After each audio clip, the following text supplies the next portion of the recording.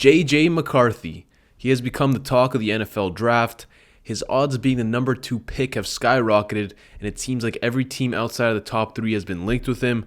Jim Harbaugh is backing him, and that makes sense, not just because McCarthy was his QB last season, but because JJ did a great job as Harbaugh's QB. PFF had him as a top 10 player in his position, and McCarthy also graded elite under pressure and was second in adjusted completion percentage. These numbers speak to his accuracy and toughness. On the other hand, McCarthy pushed the ball downfield at an average rate. A lot of quick passes and a Michigan offense that focused on mesh and crossing concepts influenced this. Another important thing to note is that even with a full regular season and playoff schedule, McCarthy only threw the ball away once, one time. More on that later. As a college quarterback, JJ was a game manager.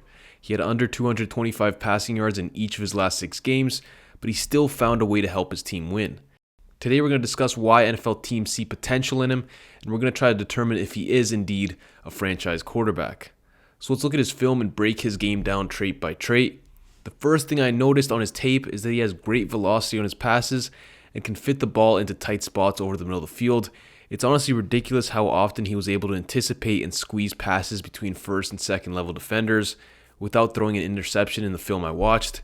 He does well to step into his passes, and he also throws a nice spiral.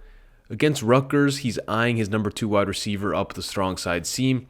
Rutgers is playing cover 1 man, so there's a middle of the field safety. This seam pass is not necessarily open, and McCarthy is throwing into coverage here, but he throws an absolute dart and perfectly puts it up high for the receiver. His ball location on these 20-yard middle of the field throws is impressive, and he can adjust his placement on the fly. Against Indiana, play action left, then quick turn to the weak side in route. The Hoosiers are playing cover 3 with a middle of the field zone, and that defender reads McCarthy's eyes and tries to jump the play. JJ processes this and throws a fastball to the receiver's back shoulder. He has a great feeling for leverage and has good accuracy to match. This is a consistent theme when he's attacking deep over the middle. He can lay it in over the linebacker's head with ease. On the negative side, a lot of these plays are quick one-read looks, and McCarthy tends to stare down his receivers. Once the throwing windows get even smaller in the NFL, it could be difficult to replicate this kind of consistency and survive off these types of plays. On to the next category, his ability to throw under pressure. McCarthy is as tough as they come and is willing to hang around in the pocket even with defenders barreling in on him. This is one of the main reasons why he finished with such good numbers while under pressure. Against Rutgers, McCarthy's looking for his tight end on the short stick route. As he turns right, he's faced with an unblocked edge defender. JJ doesn't flinch, delivers a strong pass on the money, and takes the hit. He doesn't really change his arm angles or contort his body to get passes around blitzers, but he does do a good job of standing up tall and anticipating these quick passing concepts. His calmness in the pocket can buy him an extra millisecond to make a play like this one versus Minnesota. Now to dive deeper, let's look at his playmaking. Against Rutgers, the mesh concept doesn't get anyone open, so JJ's left to fight for himself. He steps up in the pocket, avoids the pressure, and gets his team a gain. He has legit moves to avoid defenders in the pocket and is willing to put his head down for extra yardage. Is this smart to do against NFL defenses? Probably not. So while being tough and looking for extra yardage is a quality of his, it can also be a big weakness. More on that later. The way he evades pockets kind of reminds me of Carson Wentz. He doesn't do it often, but he's always ready to fight to keep a play going. He gets low to avoid defenders and explodes with his first step. He runs when he needs to. His ability to adjust on the fly is what makes him a playmaker. And he has plays like this where it just seems like he figures out a way to make things happen. Some coaches would describe this as being a winner. Now on to his ability to throw on the run. Small sample size, but McCarthy was consistently accurate when throwing out of the pocket last season. He's able to keep his stride and use a little jump skip to generate power while also quickly turning his hips. His footwork is remarkably consistent in these situations, and his strong arm can also help bail him out of tough circumstances. Moving on to his running ability. JJ can be used in the option. He was good at it in college. He has above average speed. He's not nearly as explosive or dynamic as a Jaden Daniels, but he is functional in this area. An NFL team could use this part of his game once or twice in a match to keep the defense guessing, and this also could help a team become more efficient in the red zone. His toughness and strength will help in short yardage situations. So to summarize the positives, McCarthy has excellent velocity on his passes and great accuracy when throwing between levels in the middle of the field. He has a knack for tricking linebackers and putting the ball right beside their helmet. He is a leader and displays toughness on the field.